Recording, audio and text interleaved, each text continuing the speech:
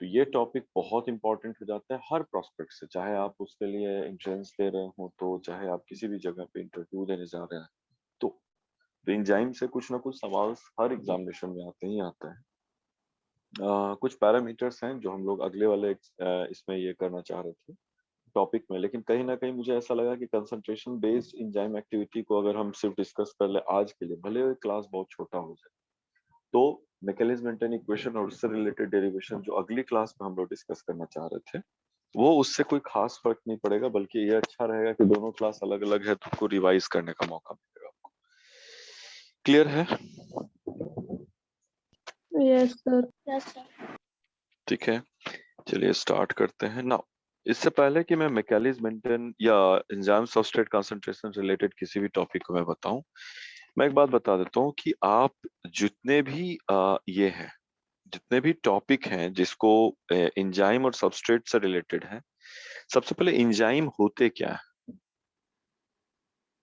एकदम general discussion में आ जाइए। What are enzyme? They are protein by nature, yes और नो? Yes sir. और मोस्टली हम ये कंसिडर कर सकते हैं कि प्रोटीन है वो तो अपने क्वाटरनरी स्ट्रक्चर में होंगे। It mean to say that कि there are more than one substrates that of the protein which are available, जो एक दूसरे से कोवेलेंटली नॉन कोवेलेंटली बाइंड करके और तब एक 3D स्ट्रक्चर को अचीव कर रहे होंगे। प्रोटीन का एक 3D स्ट्रक्चर अचीव हो रहा होगा, और ये 3D स्ट्रक्चर जो है वो एंजाइम के तौर पे काम कर रहे होंगे। कहीं कोई दिक्कत नहीं है? No sir. नो ठीक है। सर। अगर इसी 3D स्ट्रक्चर में जब मैं किसी एक पोर्शन को जूम करके देखता हूं, तो मैं देखता हूं कि यहाँ किसी ना किसी एमिनो एसिड का सीक्वेंस हो सकता है जो particular non covalent bond covalent bond को बनाने में या किसी भी तरह का बॉन्ड बनाने में हेल्प कर रहा होगा सबस्ट्रेट के साथ में। यस और नो? Yes sir. ठीक है। यस और सर। ये साइट जो है वो उसके एक्टिव साइट के लिए अवेलेबल होगा। ये जो है वो उसके एक्टिव साइट के लिए अवेलेबल होगा। यानी एंजाइम का एक्टिव साइट कुछ अमीनो एसिड्स को कंटेनिंग कर सकते हैं जो वो उसके सबस्ट्रेट से बाइंड करने में हेल्प कर रहे हैं। क्या सबस्ट्रेट दूसरे साइट से अटैच कर सकता है एक्टिव साइट के अलावा किसी भी एंजाइम के? यानी अगर मैं कहूं कि ये एंजाइम का शेप है और this is your active site, तो सबस्ट्रेट किसी भी साइड से जाके बाइंड कर सकता है या सिर्फ वो एक्टिव साइट से ही बाइंड करेगा? सर वो किसी भी साइड से बाइंड कर सकता है। सबस्ट्रेट एंजाइम से कहीं से भी बाइंड कर सकता है अपार्ट फ्रॉम एक्टिव साइट। ध्यान से सुनिए मैं क्या पूछ रहा हूँ। सबस्ट्रेट एंजाइम से कहीं से भी बाइंड कर सकता है apart from active site. Active site के अलावा सबस्ट्रेट एंजाइम से कहीं से भी बाइंड कर सकता है। यस और no?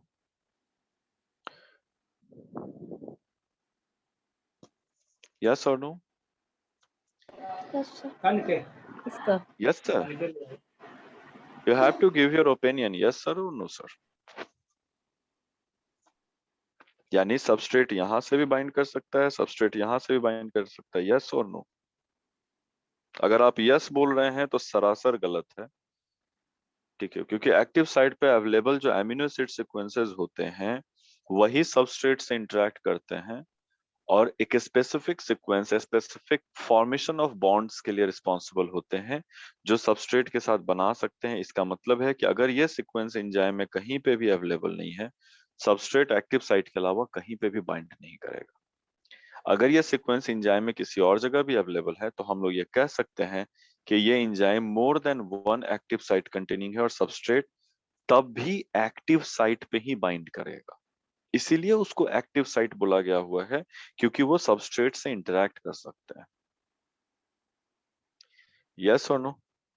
Yes sir. Yes sir. ठीक है। So it's more about substrate and active site और एंजाइम का इंटरेक्शन, ताकि आपको ये चीजें इनिशियली आपको मैंने बताया ताकि आगे इन चीजों का डिस्कशन में समझ में आ सके कि आखिर हम लोग क्या बोल रहे हैं। Now the enzyme reactions are treated as if they had only one substrate and a single product. तो हम लोग हमेशा ये समझते हैं कि एंजाइम जो है वो हमेशा किसी एक ही सबस्ट्रेट से बाइंड करते होंगे और वो उसको प्रोडक्ट में कन्वर्ट कर देते होंगे, while most enzymes have more than one substrate, and the principle discussed below apply with the equal validity to enzymes with the multiple substrate. यानी अगर मैं इसी में फिर से वही एग्जांपल लेता हूं जो मैंने पिछले वाले कुछ एग्जांपल्स में लिया हुआ था, जैसे हेक्सोकाइनेज का केस है। Hexokinase all 6 carbon containing molecule के काइनेसिस में हेल्प करते हैं। यानी अगर उसको फ्रक्टोज भी दोगे तो भी वो फ्रक्टोज 6 फॉस्फेट का सिंथेसिस करेंगे, अगर आप ग्लूकोज दोगे तो ग्लूकोज 6 फॉस्फेट का सिंथेसिस करेंगे।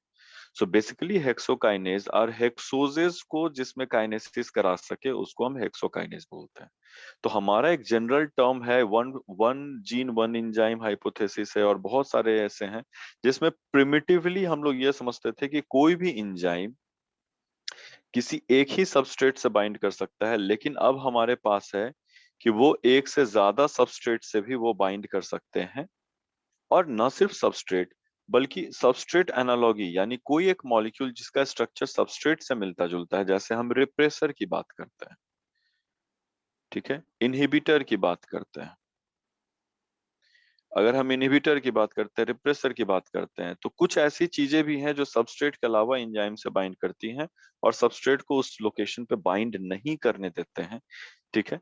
तो एक जनरल टर्म में एंजाइम रिएक्शन को हम लोग इस तरह से पढ़ते आए हैं कि कोई भी एंजाइम का सिर्फ एक ही सबस्ट्रेट होता है जिसको वो प्रोडक्ट में कन्वर्ट करते हैं, लेकिन हम ये कह रहे हैं कि किसी भी एंजाइम में एक से ज्यादा सबस्ट्रेट बाइंड करने की भी कैपेसिटी हो सकती है, एक से ज्यादा टाइप के सबस्ट्रेट से बाइंड करने की कैपेसिटी हो सकती है। ये डिस्कशन के पहले ही बता दिया गया। अब इसके साथ में क्या है कि अगर आप let me have this one, ताकि मैं इसको थोड़ा सा ऊपर कर सकूं। यस, इससे ज्यादा जूम आउट होगा, यस हो जाएगा। नाउ अगर किसी भी सबस्ट्रेट का, अगर हम लोग एक्टिव साइट की बात कर रहे हैं, तो ये प्रैक्टिकली ऑब्जर्व किया गया है कि अगर आप किसी भी पैरामीटर से, यानी कि आपने सपोज कर लीजिए कि आपने क्यूवेट ले रखा है, पार्ट 1 के बच्चे और बाकी के भी बच्चे ये चीज देखिए कि किस तरह से इसको रीड कर रहे हैं। मान लीजिए अगर आपने क्यूवेट रखा हुआ है और कोई इंजाइम सेलुलोज को, ठीक है, सेलुलोज को ब्रेक डाउन कर रहा है ग्लूकोज में, ठीक है, और आपने इस क्यूवेट में आपने डाला है एंजाइम एंजाइम प्लस सेल्यूलोज, ठीक है, और आपने एंजाइम सेल्यूलोज डाल करके उसको स्पेक्ट्रोफोटोमीटर में डाल दिया। एक सर्टेन फोटोमीटर में डाला, सर्टेन किसी वेवलेंथ पे से, मान लीजिए आपने 620 नैनोमीटर पे आपने सेट कर रखा है, जो ग्लूकोज को सपोज कर लो कि डिटेक्ट करने में कैपेबल है। तो क्या होगा कि सेल्यूलोज और सेल्यूलेज एंजाइम, यानी कि एंजाइम का नाम आप डाल दो येलो कलर से, सेल्यूलेज, ये एक एंजाइम है जो सेल्यूलोज को ब्रेक डाउन कर रहा है ग्लूकोज में, ठीक है। अब इसका एक्टिविटी चेक करना है, यानी कि अगर आपने शुरू में कुछ सेल्यूलोज को ऐड किया तो ये सेल्यूलोज एंजाइम कंसंट्रेशन को फिक्स रखा हुआ है। सपोज कर लो कि हमने 100 माइक्रोलीटर सेल्यूलोज को डाला है, तो इनिशियली जैसे ही आप जब ऐड करते हैं, यहाँ पे ध्यान दीजिएगा, आपने जैसे ही सेल्यूलेज में सेल्यूलोज को ऐड किया, यहाँ पे ग्राफ में दिख रहा है सभी बच्चे, यस सर। ठीक है, सभी बच्चे, मैंने सभी बच्चे बोला, आप यस सभी सर। को यस यस। सर।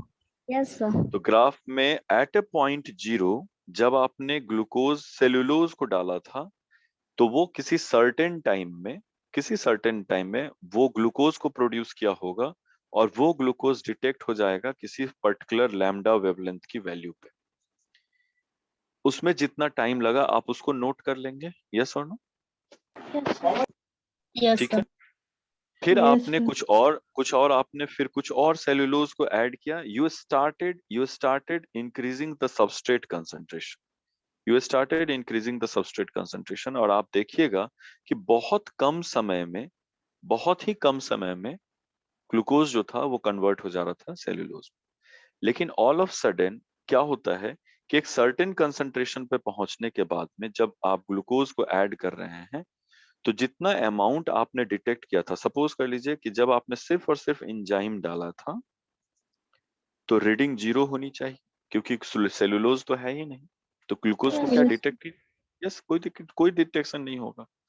फिर एक Yes. सर्टेन अमाउंट में, हाँ, एक सर्टेन अमाउंट में एंजाइम प्लस, सपोज कर लो कि 100 माइक्रोलीटर, वापस से 100 माइक्रोलीटर या 100 माइक्रोलीटर, मैंने तो एंजाइम लिया और ये बहुत कम अमाउंट हो जाएगा। ठीक है, हम लोगों ने क्या किया है, 1000 माइक्रोलीटर यानी 1 ml के आसपास आपने ग्लूकोज सेलुलोज को ऐड किया। तब आपको एक रीडिंग मैक्सिमम डेल्टा वैल्यू जो है, एब्जॉर्बेंस जो है, उस पे एक एब्जॉर्ब डेल्टा वैल्यू पे एक मैक्सिमम रीडिंग आ रही है, सपोज कर लो 0.8। अब 1000 माइक्रोलीटर से अबव जाने पे 1.2 ml अगर आप ऐड कर रहे हैं तो भी ये रीडिंग 1.8 से ज्यादा नहीं दे रहा है,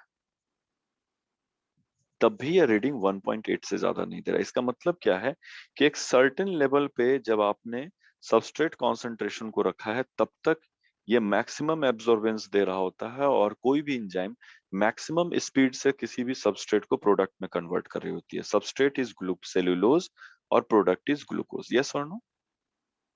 Yes, sir. Yes, Yes, sir. sir.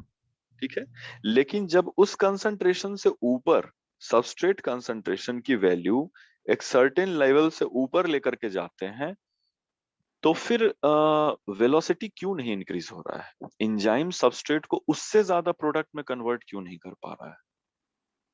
समझ में आएगा? Yes, Yes, sir. sir.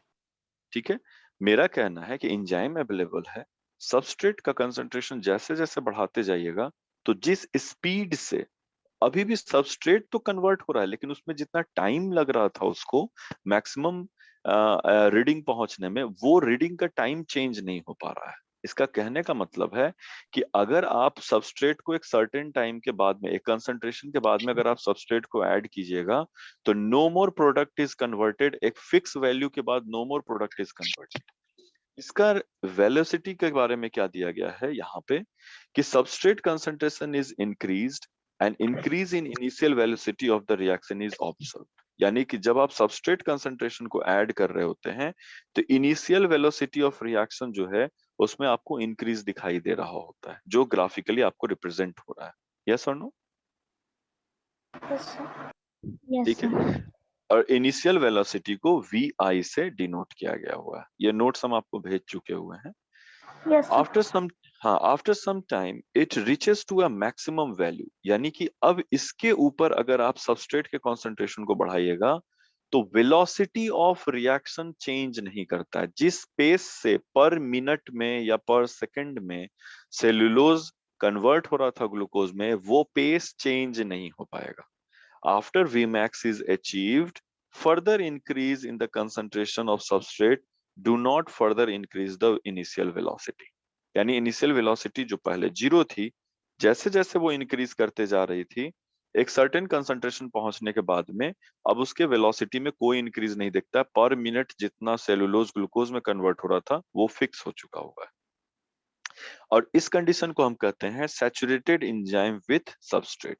अब इसका एक्सप्लेनेशन मैं बता रहा हूं कि कैसे है। कैसे, सपोज कर लीजिए कि किसी भी एंजाइम का एक एक्टिव साइट है, ठीक है, यही सवाल मैंने अभी शुरू में पूछा था कि क्या कोई सबस्ट्रेट एंजाइम के एक्टिव साइट के अलावा भी कहीं अटैच कर सकता है? The answer is no. No, sir. वहां अगर उसको प्रोडक्ट में कन्वर्ट होना है तो एंजाइम के एक्टिव साइट से अटैच होना चाहिए। मान लीजिए आपके पास 10 एंजाइम, 10 यूनिट एंजाइम, और आपने क्या किया है कि किसी भी टेस्ट ट्यूब में 10 यूनिट एंजाइम है, आपने एक सेलुलोज को ऐड किया। हालांकि ये बहुत हाइपोथेटिकल है लेकिन मैं फिर भी पूछ रहा हूँ, आपने पहला सेलुलोज ऐड किया तो उस 10 एंजाइम में से किसी एक एंजाइम से सेलुलोज बहुत जल्दी बाइंड कर जाएगा? यस और नो? Yes, sir. सभी Yes, बच्चे sir. यस और? ठीक है, Yes, sir. पहला सेलुलोज बहुत आसानी से एंजाइम से बाइंड कर जाएगा। फिर आपने दो सेलुलोज को डाला तो दो सेलुलोज बाइंड करेगा, ग्लूकोज में कन्वर्ट हो जाएगा। तीन सेलुलोज डाला, चार डाला, पांच डाला, अप टू द 10 सेलुलोज, यानी 10 यूनिट सेलुलोज कंसंट्रेशन जब तक आप डालते हैं तब तक जो है वो स्पीड बहुत ज्यादा है, यानी सेलुलोज इंटर करता है और फटाक से ग्लूकोज में कन्वर्ट हो जा रहा है 10वें सेलुलोज तक। लेकिन जब आप 11वां सेलुलोज को ऐड करते हैं तो पहला 10 सेलुलोज एंजाइम के एक्टिव साइट को एक्वायर करता है और एक सेलुलोज वेट करता है कि अगर इसमें से कोई एक भी जो है वो प्रोडक्ट में कन्वर्ट होगा, एक्टिव साइट फ्री होगा, तभी जा करके हम उससे बाइंड करेंगे। अब यहाँ पे क्या है, सपोज कर लो कि एक एंजाइम है और आपने एक ही टाइप के दो सबस्ट्रेट को यूज किया है, तो पहला सबस्ट्रेट वो एंजाइम कॉम्प्लेक्स बनाएगा, यस और नो? Yes sir. यस ठीक सर। है। यस दूसरा सबस्ट्रेट तो अभी भी वेट कर रहा है। अब ये क्या होता है, ये एंजाइम सबस्ट्रेट प्रोडक्ट में बना करके फिर से एंजाइम को फ्री करता है, ये फिर से एंजाइम को फ्री कर देगा, तब फिर दूसरा सबस्ट्रेट इससे बाइंड करता है। यानी कि टोटल नंबर, किसी भी सॉल्यूशन में आपने एंजाइम डाल के रखा हुआ है तो उसमें कितना एक्टिव साइट्स अवेलेबल है। अगर सबस्ट्रेट का कंसंट्रेशन सारे के सारे एक्टिव साइट को एक्वायर कर लेता है तो हम लोग उसको बोलते हैं सैचुरेटेड एंजाइम कंडीशन। यानी एंजाइम का सारा एक्टिव साइट सबस्ट्रेट पे जाकर के बाइंड कर गया हुआ है, सबस्ट्रेट जाके बाइंड कर दिया है। अगर आप और ज्यादा सबस्ट्रेट को ऐड कीजिएगा, इसका एक्सप्लेनेशन आगे में है, इसलिए do not worry about it. अब इससे ज्यादा अगर आप सबस्ट्रेट को ऐड कीजिएगा तो एंजाइम का एक्टिव साइट फ्री ही नहीं है कि वो एंजाइम सबस्ट्रेट कॉम्प्लेक्स को बना सके, यस और नो?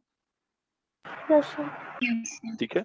यस 20, सपोज कर लो 20, फिर से एक बार समझा दे रहा हूँ, 20 यूनिट सेल्यूलोज, ठीक है, और 10 यूनिट जो है वो सेल्यूलेज एंजाइम, सेल्यूलेज एंजाइम, या मैं अंडरलाइन या ब्रैकेट में कर देता हूं ताकि समझ में आएगा। तो पहला 10 सेल्यूलोज, कोई भी रैंडम 10 सेल्यूलोज 10 एंजाइम से बाइंड करेंगे, यस और no? Enzyme yes plus sir. सब, यस सर। ठीक है, और बाकी 10 तो बचे ही हुए रहेंगे ना। Yes sir. तो yes rate sir. Of reaction, हाँ rate of reaction, rate of reaction अगर हम बोले तो जितना जल्दी एंजाइम सबस्ट्रेट बाइंड कर रहा है, rate of reaction substrate concentration के किस लेंथ पे या किस कंसंट्रेशन पे डिपेंड करता है कि कितना available enzyme active site available है आपके पास में।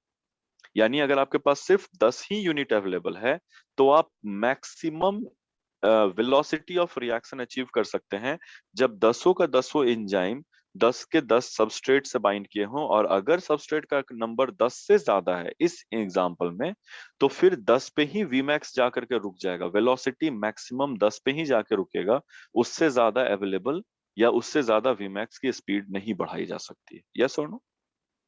Yes sir. Yes sir. Yes. Class के बाद ये वीडियो लगभग लगभग कल सुबह 10 बजे तुम लोगों को अवेलेबल होगा, ठीक है। और कहीं ना कहीं तो मैक्सिमम मैक्सिमम स्पीड अचीव करने का मतलब हो गया कि आपने टेस्ट ट्यूब में एंजाइम रखा था, उसके पास 10 ही एक्टिव साइट अवेलेबल हैं। अगर आप सबस्ट्रेट को कंसंट्रेशन को बढ़ाते चले जा रहे हैं यहाँ से, तो एक सर्टेन लेवल ऑफ कंसंट्रेशन पहुंचने के बाद में सबस्ट्रेट जो कि सारे के सारे एक्टिव साइट से बाइंड कर चुके होंगे, तो आप उससे ज्यादा अगर आप इन सबस्ट्रेट को ऐड कीजिएगा तो उसका एंजाइम का कोई भी फर्क पड़ेगा ही नहीं। अगर अब मैं ये सब चीजों को थोड़ा सा क्लीन कर देता हूँ ताकि मैं फिर ये कर सकूं। इसमें सेव का ऑप्शन है क्या मेरे ख्याल से? I don't know, I don't know, I don't know, view options, annotate, नहीं, इसमें स्क्रीनशॉट ही लेना पड़ेगा, कोई बात नहीं। ओके, नाउ मैं वो कर रहा हूँ, थोड़ा सा क्लीन कर रहा हूँ मैं, ठीक है। नाउ अब इस चीज का एक्सप्लेनेशन के लिए एक और चीज बताया जाता है, क्योंकि इसके पहले हम लोग नंबर ऑफ टाइम्स पढ़ चुके हैं कि एंजाइम प्लस सबस्ट्रेट और एक बहुत छोटा सा समय के लिए एंजाइम सबस्ट्रेट कॉम्प्लेक्स बनाना होता है, तब फिर ये प्रोडक्ट में कन्वर्ट होते हैं, यस और no? Yes yes sir. Yes sir. अच्छा, थोड़ा सा सोच के बताना, एंजाइम और सबस्ट्रेट कॉम्प्लेक्स किस चीज पे डिपेंड करेगा, सबस्ट्रेट के कॉन्सेंट्रेशन पे या एंजाइम के एक्टिव साइट पे? Number of active sites of enzyme available. Sir number of active site of enzyme. Exactly exactly, यानी कि number of active sites of of enzyme, यानी एंजाइम का number of active site plus equal number of substrate concentration. अगर आप ये कर लेते हैं तो क्या हो जाता है, एंजाइम सैचुरेट कर जाते हैं, यस और no? Yes sir. Yes sir. Yes sir. यानी सारे के सारे एक्टिव साइट्स जो हैं वो सारे के सारे सबस्ट्रेट से बाइंड कर चुके हैं। अब अगर अब भी अगर आप एंजाइम के सबस्ट्रेट के कॉन्सेंट्रेशन को बढ़ाइएगा, नॉट एंजाइम के कॉन्सेंट्रेशन को, तो क्या होगा, कोई भी इसके फॉर्मेशन पे तो कोई असर पड़ेगा ही नहीं, सारे सबस्ट्रेट ऐसे ही बाहर में घूम रहे होंगे। यस और नो? Yes. ठीक है। So this is where the maximum velocity is achieved, where all the active sites of enzyme have been acquired by the added substrates, और उस कंडीशन को हम लोग बोलते हैं Vmax। कहीं कोई दिक्कत है? No, No, sir. sir. No, ठीक है। sir. चलिए इसके आगे आ जाते हैं हम लोग। इफ एनी इंस्टेंस और at any instance of the curve, यहां जो हम लोगों ने ऊपर में जो कर्व देखा हुआ है, यहां पे मैं अगर रोकता हूं, at any instance of the curve only enzyme and a portion of substrate they are producing the product। कोई भी इंस्टेंस, किसी भी एक इंस्टेंस पे अगर आप देखिएगा तो सबस्ट्रेट का एक पर्टिकुलर नंबर है जो एंजाइम सबस्ट्रेट कॉम्प्लेक्स से बाइंड करता है, यानी Yes, वही सबस्ट्रेट प्रोडक्ट में कन्वर्ट होगा जो एंजाइम सबस्ट्रेट का कॉम्प्लेक्स बनाएगा। आपके पास 10 सबस्ट्रेट है लेकिन एक ही एंजाइम है, तो इसमें से जो सबस्ट्रेट एंजाइम सबस्ट्रेट कॉम्प्लेक्स बनाया और 9 नहीं बनाए हुए हैं, तो सिर्फ वही सबस्ट्रेट प्रोडक्ट में कन्वर्ट होंगे, बाकी 9 के 9 जो है वो वैसे ही रहेंगे जब तक वो एंजाइम के साथ सबस्ट्रेट नहीं बनाते हैं। यस और एंजाइम्स के साथ कॉम्प्लेक्स नहीं बनाते हैं। यस और no? yes, Yes, sir. yes, sir. ठीक है। ये था आपका मैकेलीज मेंटेन इक्वेशन को समझने के लिए पहला स्तर, कि आप ये समझिए कि एंजाइम का अपना एक्टिव साइट होता है और वो सबस्ट्रेट से बाइंड करते हैं। नंबर ऑफ एंजाइम के एक्टिव साइट्स लिमिटेड हैं, लेकिन अगर आप सबस्ट्रेट कंसंट्रेशन को बढ़ाइएगा तो टू अ पॉइंट जहां तक एंजाइम को सबस्ट्रेट से बाइंड करके उसको सैचुरेट नहीं किया गया है, वो Vmax वैल्यू को अचीव कर लेते हैं। जैसे ही सैचुरेशन हो चुका है, सबस्ट्रेट के कंसंट्रेशन को आप इसके ऊपर कितना भी बढ़ाने का कोशिश कीजिएगा, आपको एक फ्लैट लाइन ही मिलेगा और Vmax आप कभी भी क्रॉस नहीं कर पाइएगा। क्लियर है? Yes, sir. Yes, sir. Yes, sir. ठीक है। सेकेंड चीज हम लोगों को ध्यान देने की जरूरत है कि इक्विलिब्रियम कांस्टेंट जो है एंजाइम सबस्ट्रेट कॉम्प्लेक्स फॉर्मेशन के लिए, जो इक्विलिब्रियम कांस्टेंट है, ये बहुत ज्यादा हाई नहीं होता है। इसका मतलब क्या है? Equilibrium constant for the formation of enzyme substrate complex, यानी कि E plus substrate is equilibrium into enzyme substrate complex। Equilibrium ये कहता है कि देयर इज अ चांस कि जितना एंजाइम सबस्ट्रेट से बाइंड किया है उतना एंजाइम सबस्ट्रेट कॉम्प्लेक्स बनेगा, और उसी वक्त में अगर वो फॉरवर्ड नहीं गए तो एंजाइम सबस्ट्रेट वापस से डिसोसिएट हो सकते हैं। तो मेरा फॉरवर्ड रिएक्शन कहने का मतलब है formation of enzyme substrate complex. तो हमारे पास के इक्विलिब्रियम की बात कर रहे हैं, के इक्विलिब्रियम की बात कर रहे हैं, तो इसकी वैल्यू बहुत कम होती है। यानी कि अगर मैं कहूं कि आपके पास एंजाइम फिक्स है और आप सबस्ट्रेट का नंबर बढ़ा के भी ला रहे हैं, तो भी बहुत कम चांस होता है कि एंजाइम सबस्ट्रेट कॉम्प्लेक्स बनेगा, which means even substrate concentration is very high, even if की सबस्ट्रेट कॉन्सेंट्रेशन बहुत ज्यादा हाई है, formation of enzyme fraction of enzyme that is active site may to present the to form enzyme substrate complex may be। यहाँ पे कुछ चीज था जो मेरे दिमाग से निकल गया, शायद मैंने नोट्स लिखने के टाइम में। may be available, चलो ठीक है, may be available, ठीक है। तो कुछ एंजाइम सबस्ट्रेट के कुछ ही fraction of active sites available होते हैं ताकि वो एंजाइम सबस्ट्रेट कॉम्प्लेक्स को बना सके। इसके लिए नीचे का डायग्राम को अगर आप थोड़ा सा ध्यान से समझिएगा तो ये सारे के सारे सबस्ट्रेट्स हैं, सारे के सारे सबस्ट्रेट्स हैं। नीला वाला जो दिख रहा है ना, यस और no? Yes, sir. Yes, sir.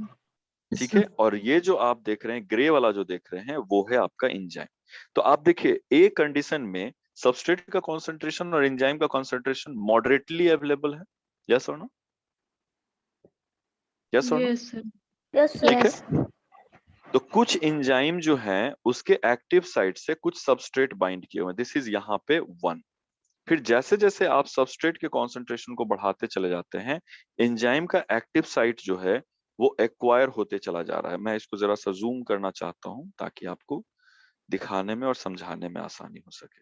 जैसे ही आप ए पोजीशन से बी पोजीशन पे जाते हैं, सबस्ट्रेट के कॉन्सेंट्रेशन को इंक्रीज करते हैं, यहाँ देखिए कि एक्टिव साइट्स कितने खाली खाली हैं। यस और नो? Yes sir. यानी Yes, कि sir. जितना भी आप प्रोडक्ट शुरू में जितना भी कंसंट्रेशन ऐड कर रहे थे वो जल्दी जल्दी प्रोडक्ट में कन्वर्ट हो रहे हैं। लेकिन एक सर्टेन कंसंट्रेशन पहुंचने के बाद में जैसे आप इंक्रीज करिएगा तो आप देखिएगा कि एंजाइम के एक्टिव साइट्स अब फ्री अवेलेबल नहीं। फिर आप कंसंट्रेशन ऑफ सबस्ट्रेट को बहुत हाई कीजिएगा तो देखिएगा कि एंजाइम का अब एक भी एक्टिव साइट अवेलेबल नहीं। यानी कि जीरो कंसंट्रेशन से सर्टेन कंसंट्रेशन, फिर उससे थोड़ा और सर्टेन कंसंट्रेशन, और यहाँ पहुंचते पहुंचते वो वी मैक्स पहुंच जाएंगे। यस और no? Yes sir. Yes. Initial velocity increase करेगा और मैक्सिमम वेलोसिटी पहुंच जाएगा कि एट अ मिनिमम टाइम या एक फ्रैक्शन ऑफ टाइम में सिर्फ इतना ही प्रोडक्ट जो है, सिर्फ इतना ही प्रोडक्ट सबस्ट्रेट में कन्वर्ट हो रहा है। बाकी सबस्ट्रेट वेट कर रहे होते हैं कि once the enzyme will get free from the substrate, ताकि रिमेनिंग सबस्ट्रेट भी वापस उससे बाइंड कर सके। यस और नो? Yes sir. Yes. तो इक्विलिब्रियम कांस्टेंट में हम लोग ये बात नहीं कह सकते हैं यहाँ पे कि फॉर्मेशन ऑफ एंजाइम सबस्ट्रेट जो है वो क्या होगा। इक्विलिब्रियम कांस्टेंट हाई होने का क्या मतलब होता था कि ज्यादा से ज्यादा एंजाइम सबस्ट्रेट कंसंट्रेशन जो है वो बन रहे होते हैं। लेकिन एक सर्टेन नंबर के बाद में एंजाइम और सबस्ट्रेट कॉम्प्लेक्स फिक्स हो जाता है तो क्या हो जाते हैं, इक्विलिब्रियम कांस्टेंट जो है उसको लो माना जाता है। ठीक है कि अगर इससे ज्यादा आप इसका कॉम्प्लेक्स को नहीं बना सकते हैं इक्विलिब्रियम में तो इसका मतलब है कि इक्विलिब्रियम कांस्टेंट बहुत लो है। So from point A to point B, ठीक है, इंक्रीजिंग और decreasing substrate concentration affect the initial velocity. यानी ए से बी जाने में अगर आप सबस्ट्रेट को इंक्रीज करें या डिक्रीज करें तो जो इनिशियल वेलोसिटी है रिएक्शन का उसको हैम्पर किया जा सकता है।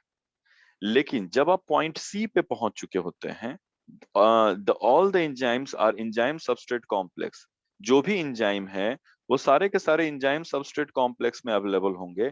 तो फर्दर अगर आप सबस्ट्रेट के कॉन्सेंट्रेशन को बढ़ा भी रहे हैं तो कितना एंजाइम सबस्ट्रेट कॉम्प्लेक्स बनते हुए दिख रहा है, यहाँ पे एक दिख रहा है, यहाँ पे बमुश्किल एक दो तीन, यहाँ मुश्किल से तीन दिख रहा है, यहाँ पे पांच दिख रहा है। अगर आप सबस्ट्रेट कॉम्प्लेक्स को, सबस्ट्रेट के कॉन्सेंट्रेशन को बढ़ाएंगे तो क्या पॉसिबल है कि आपको कहीं भी आगे 6 या 7 एंजाइम कॉम्प्लेक्स दिखाई दे? No, sir. No sir. नहीं नहीं, अब नो समझ में सर। आएगा कि के इक्विलिब्रियम कांस्टेंट लो क्यों है। Yes Yes. सर। क्योंकि आप इससे ज्यादा इक्विलिब्रियम को अचीव कर ही नहीं सकते हैं। तो बहुत low concentration of enzyme active site available है जो एंजाइम सबस्ट्रेट कॉम्प्लेक्स बनाने के लिए रिस्पॉन्सिबल होते हैं।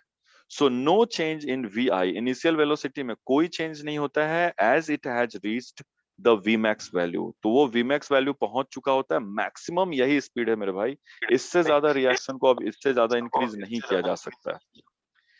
सो अंडर दिस सैचुरेटिंग कंडीशन, जहां सबस्ट्रेट का कंसंट्रेशन बहुत ज्यादा हाई है, तो VI जो होता है depend solely and thus is limited by the rapidity in which the free enzyme is release to combine with the more substrate. यानी कि उस कंडीशन में जहां पे सैचुरेटिंग कंडीशन आ चुका हुआ है, सबस्ट्रेट का कॉन्सेंट्रेशन बहुत हाई है, एंजाइम अभी भी ऊपर के डायग्राम के हिसाब से 5 ही एक्टिव साइट्स अवेलेबल हैं, तो हम लोगों का VI और मैक्सिमम जो पेस होता है वो उस चीज पे डिपेंड करता है कि कितना जल्दी कोई एंजाइम सबस्ट्रेट से बाइंड करके एंजाइम सबस्ट्रेट कॉम्प्लेक्स बनाए और फिर वो प्रोडक्ट बना